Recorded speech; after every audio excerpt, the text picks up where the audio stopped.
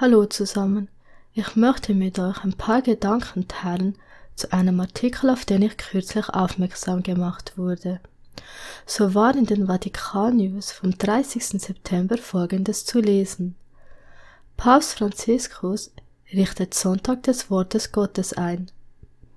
Papst Franziskus hat den 3. Sonntag im Jahreskreis zum Wort Gottes Sonntag bestimmt. Wie aus dem an diesem Montag veröffentlichten Motu Proprio Aperuit Illis hervorgeht, wünscht der Papst, dass dieser eigene Bibelsonntag der Feier, dem Nachdenken und der Verbreitung des Wortes Gottes gewidmet sein soll. Auf den ersten Blick hört sich dies nach einer guten Sache an, und oberflächlich betrachtet, so könnte man, und gerade erst recht als Protestant, denken, dass dem Papst das Wort Gottes sehr wichtig zu sein scheint, dass er dafür einen Wort-Gottes-Sonntag einführen möchte und dies auch tut. Doch da wir als Erben der Reformation keine oberflächlichen Leser weder der Bibel und erst recht nicht von Medien sein wollen, werden wir uns in diesem Video damit befassen, was Franziskus damit meint, wenn er einen päpstlichen Erlass dazu ausruft, einen Sonntag dem Worte Gottes zu widmen. Lesen wir nämlich in diesem Artikel etwas weiter, so sehen wir schon mal, was die Einführung dieses Tages unter anderem bezwecken soll. So betont Franziskus in diesem Artikel auch, dass die Feier des Sonntags des Wortes Gottes von ökumenischer Bedeutung ist, denn die Heilige Schrift zeigt denen, die auf sie hören, den Weg, der beschritten werden muss, um zu einer authentischen und soliden Einheit zu gelangen. Mit anderen Worten, dieser durch päpstlichen Erlass nun eingeführte Sonntag des Wortes Gottes dient dazu, bibelgläubige Christen zu einer ökumenischen Einheit zu führen. Dies sei nun der Weg, der beschritten werden muss, denn, so Papst Franziskus zeigt uns das so die Heilige Schrift, wenn wir auf sie hören. Denn die Bibel, so fährt der Papst fort, könne keinesfalls nur einigen wenigen gehören. Oft gibt es Tendenzen, welche die Heilige Schrift zu monopolisieren versuchen, indem man sie bestimmten Kreisen oder ausgewählten Gruppen vorbehält. Das darf nicht so sein. Die Bibel ist das Buch des Gottesvolkes, das im Hören auf die Schrift aus der Zerstreuung und Spaltung zur Einheit gelangt. Das Wort Gottes vereint die Gläubigen und macht sie zu einem Volk. Also auch hier wieder sehen wir diesen gefährlichen Geist einer ökumenischen Einheit.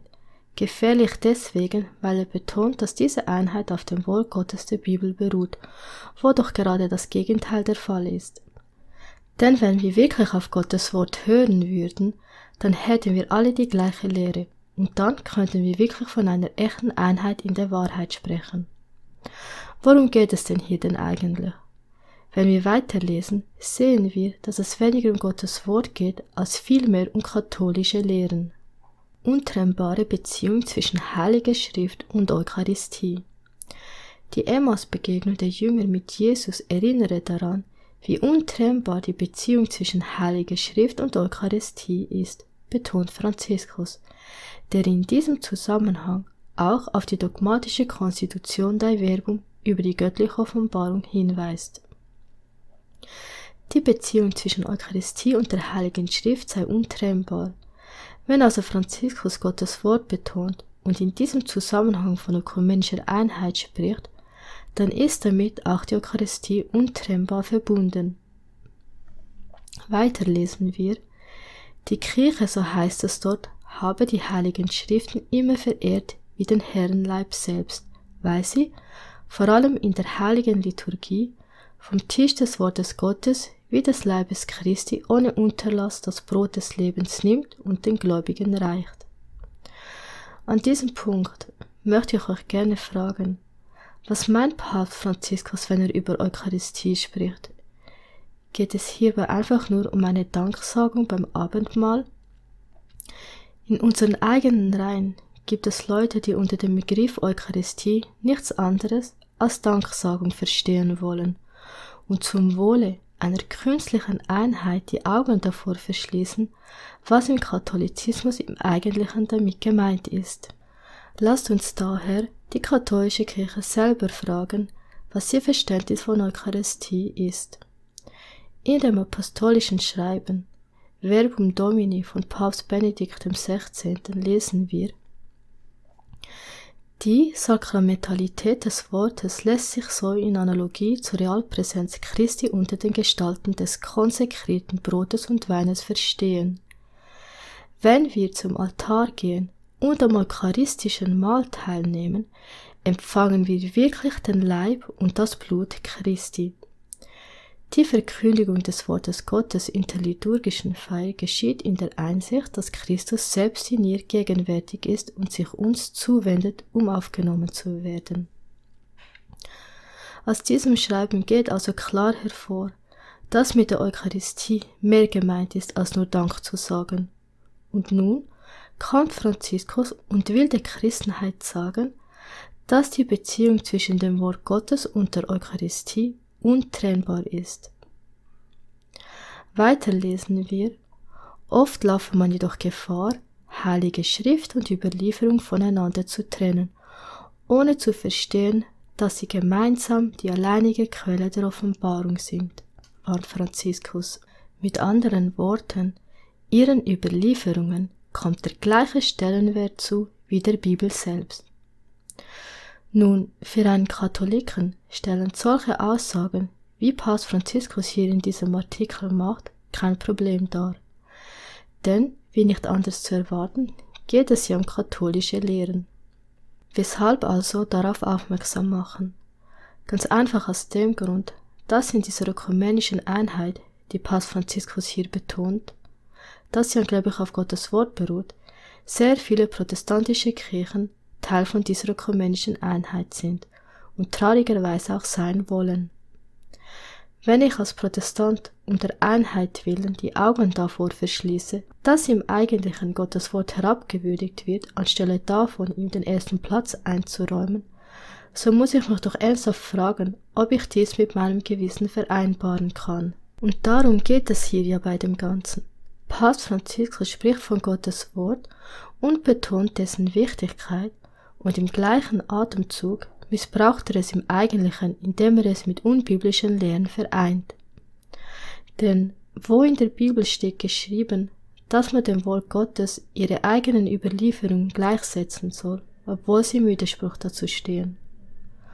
Wo in der Bibel steht geschrieben, dass Jesu Opfer am Kreuz in der Eucharistie ständig wiederholt werden soll? Wo in der Bibel lesen wir, dass der Sonntag anstelle des Sabbats geheiligt werden soll? Wo steht in der Bibel geschrieben, dass man Götzen anbeten soll? Lesen wir nicht das Gegenteil davon, nämlich dass wir uns kein Bildnis machen sollen und es dann anbeten? Ihr wisst, worauf ich hinaus will. In einem weiteren Artikel lesen wir: Papst überrascht mit Erlass zu Wort Gottes Sonntag, was nun im Januar begangen wird. Einen Papsterlass gibt es nicht alle Tage. Nun veröffentlichte der Vatikan eine entsprechende Meldung. Demnach will Franziskus die Rolle der Bibel im Leben christlicher Gemeinden stärken und führt dazu einen eigenen Wort Gottes Sonntag ein. Jeweils Ende Januar solle dieses Fest der Feier, Betrachtung und Verbreitung des Wortes Gottes gewidmet sein, heißt es in einem Papsterlass, den der Vatikan am Montag veröffentlichte. Der Titel des neuen Motu Proprio, Aperuit Illis, stammt aus einem Satz am Ende des Lukas-Evangeliums. Er öffnete ihren Sinn für das Verständnis der Schriften. Der Erlass trägt das Datum 30. September 2019. Auch hier wieder müssen wir uns die Frage stellen, liegt Papst Franziskus wirklich etwas an Gottes Wort oder ist es einfach nur das, was wir denken sollen? Lass uns da einmal einen Blick in diesen päpstlichen Erlass werfen. Unter Punkt 8 lesen wir, wie auch schon aus dem vorigen Artikel, die Geschichte mit den Emmaus-Jüngern. Die Reise des Auferstandenen mit den Jüngern von Emmaus endet mit dem Abendessen. Der geheimnisvolle Wanderer kommt der beharrlichen Bitte der beiden nach: Bleibe bei uns, denn es wird Abend, der Tag hat sich schon geneigt. Sie setzen sich zu Tisch, Jesus nimmt das Brot, spricht den Lobpreis, bricht es und reicht es ihnen. Da tun sich ihre Augen auf und sie erkennen ihn. Wir verstehen durch diese Szene, wie untrennbar die Beziehung zwischen Heiliger Schrift und Eucharistie ist. Das Zweite Vatikanische Konzil lehrt, Die Kirche hat die heiligen Schriften immer verehrt wie den Herrenleib selbst, weil sie vor allem in der heiligen Liturgie vom Tisch des Wortes Gottes wie des Leibes Christi ohne Unterlass das Brot des Lebens nimmt und den Gläubigen reicht. Das beständige, regelmäßige Lesen der Heiligen Schrift und die Feier der Eucharistie ermöglichen es den Menschen zu erkennen, dass sie zueinander gehören. Die Heilige Schrift und die Sakramente sind untrennbar miteinander verbunden.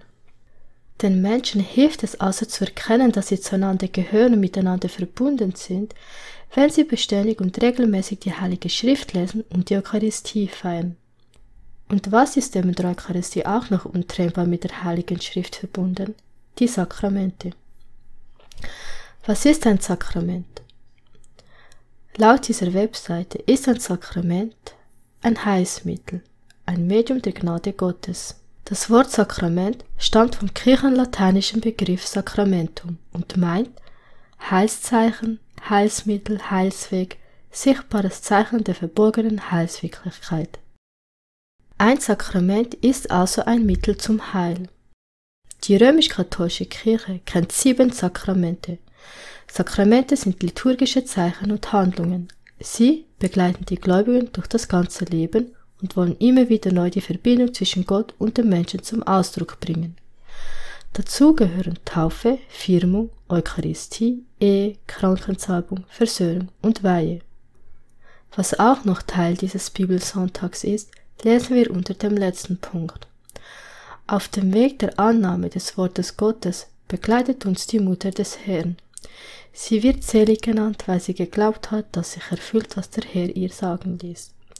Die Seligpreisung Mariens geht allen Seligpreisungen voraus, denn sie ist die notwendige Voraussetzung für jede andere Seligpreisung. Zusammenfassend sind wir also als Christen dazu aufgerufen, an diesem Bibelsonntag, der von ökumenischer Bedeutung ist, auf Gottes Wort zu hören und diesen Weg, der für eine Einheit beschritten werden muss, zu gehen.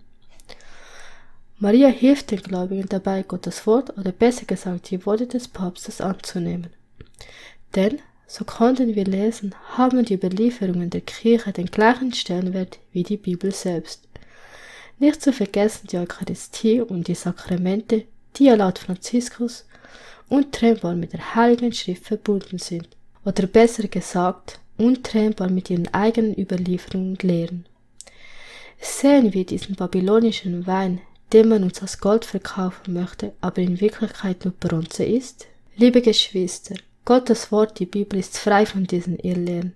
Weder spricht sie von einer ständigen Opferung Jesu, noch davon, dass wir den Sonntag als Ruhetag heiligen sollen. Und erst recht spricht die Bibel nicht von einer Einheit in Unwahrheit oder dass wir Sakramente zu unserem Heil nötig haben. Kann ein Leopard sein geflecktes Fell wechseln? Wenn wir nach Rom in die Jesuitenkirche Il Gesù kommen, so finden wir über den Überresten des Ordensgründers der Jesuiten Ignatius Loyola Folgendes. Eine Figurengruppe genannt Triumph der Religion über die Ketzerei in Form des Protestantismus. Die Frau mit dem Kreuz ist ein Bild für die katholische Kirche und sie steht als Siegerin über die Reformation da.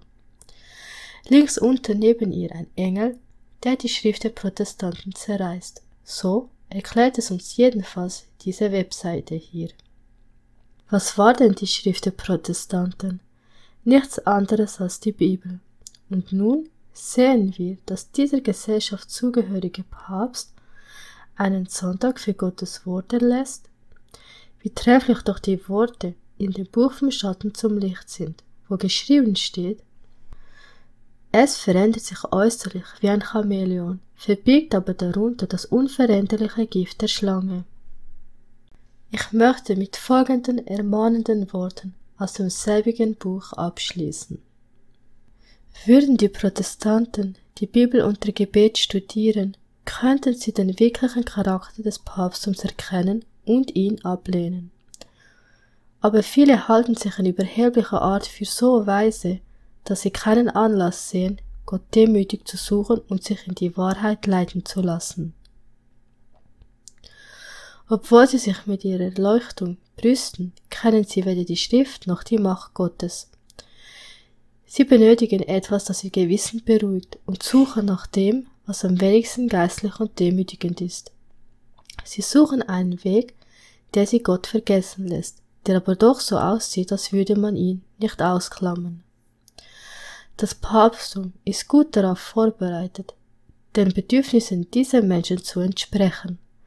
Fast überall auf der Welt kann es den Wünschen zweier Menschenklassen entsprechen: derer, die durch ihre Verdienste gerettet sein wollen, und derer, die eine Errettung trotz ihrer Sünden fordern. Hierin liegt das Geheimnis päpstlicher Macht.